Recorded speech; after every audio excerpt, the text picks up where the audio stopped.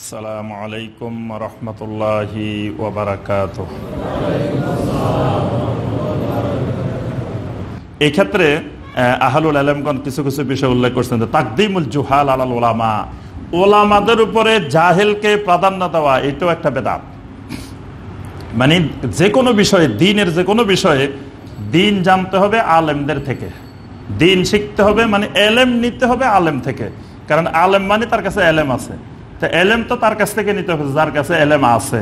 এখন আলেম থেকে এলেম না নিয়ে জাহেল থেকে এলেম নেওয়া এটা আরেকটা দ্বীনের মধ্যে বড় ধরনের বেদাত।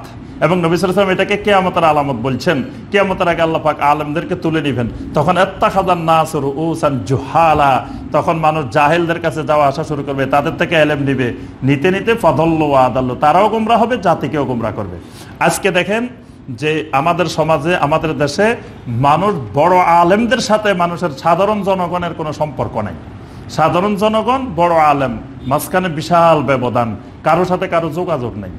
যোগাযোগ হচ্ছে কাদের সাথে?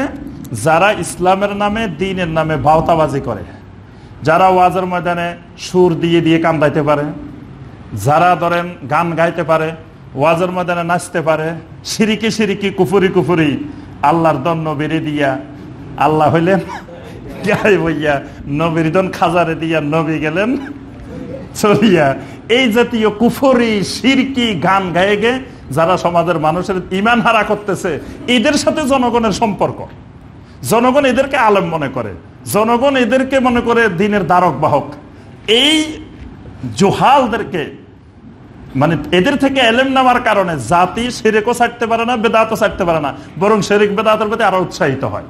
কিন্তু অরিজিনালি যারা প্রকৃত আলেম, ধরেন আমাদের এই সমাজে, আমাদের দেশে যারা এলেমওয়ালা আলেম, সেটা যেই তরিকারে হোক, অরিজিনাল যদি আলেম হয়, তার সাথে যদি জনগণের সম্পর্ক থাকতো, তাহলে জনগণ এত বেশি গোমরা হইতো না, এত শিরকের বেদাতে লিপ্ত হইতো না, যদি প্রকৃত আলেমদের সাথে জনগণের তাআল্লুক হইতো।